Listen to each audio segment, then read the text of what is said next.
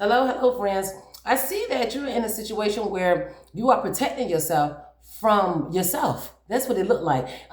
You have been in relationships and with, just not romantic partners, but with friends and people that you've been trying to build connections with, where you overgive, you overplease, you try to make sure you fix people problems to the point where it causes you problems. And repeating this pattern and this cycle over and over again has caused you to see what it is that you keep doing over and over again. It's almost like I can hear you saying, I did it again.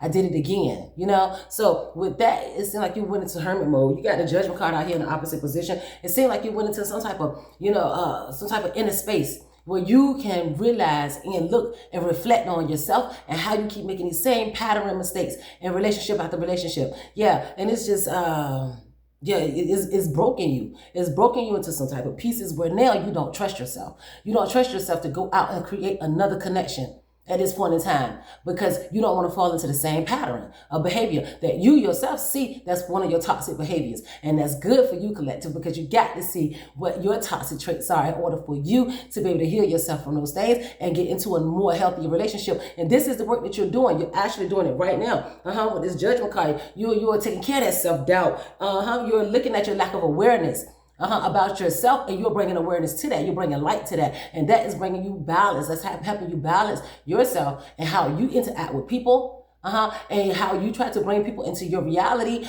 by giving them stuff, by pleasing them, and that always brings you to an unfair imbalance where you just get used. That's what the word is. You just get used in these situations. But you're coming out of that because you see that with this judgment card in the opposite position, you no longer need to punish yourself that way. You know you're worth more. And now the anxiety, we got the six, this is the Nine of Swords out here in the right side position. And this is a lot of anxiety that you felt when you always put yourself in these same pattern type of cycles where you overgive and you people please and you bring people in your reality just to get them into your life when they sometimes really don't even, sometimes some of these people don't like you.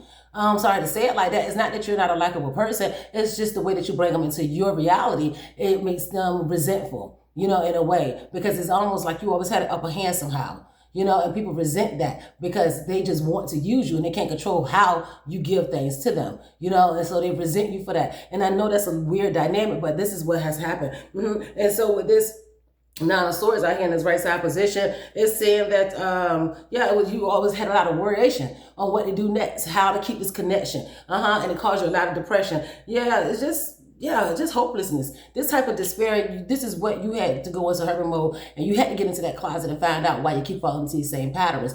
But you have discovered that it's the codependency, probably from some type of abandonment issues, some type of survival mode that you experience, which is very, very normal because that's how we all come out swinging. You know what I mean? Okay, and then you got the Queen of Cups out here in the opposite position. And then this is you dealing with those inner feelings. This is you doing the work, baby. This is you dealing with those inner feelings, taking care of yourself at this point in time. This is what you're doing, going into hermit mode, taking care of yourself, protecting yourself, learning why you keep creating these patterns of codependency. It says codependencies that lead to insecurities, okay? All right, so that's you. But you got to understand that when you figure out what the work is that you need to do, you are actually tackling these problems and you are discovering these patterns at this point in time, but you're going to have to put this stuff into real practice in real time, okay? Because you also have the lover's card out here in the right side position.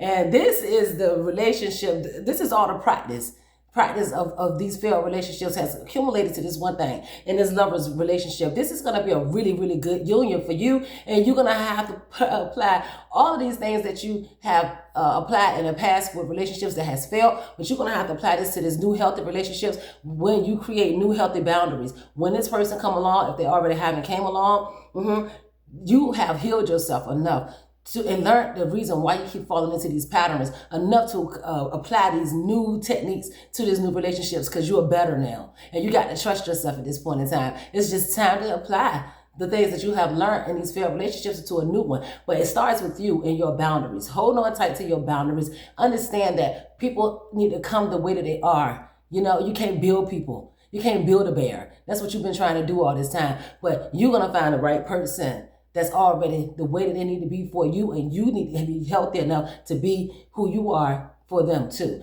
You know, you can't just build people and hold different masks. You guys are going to come into a natural union where you can each be yourself. That's what this reading is about. So good luck on that, collective. And I know you got this. Thanks for watching to the end. This video a little too long, but peace on your journey.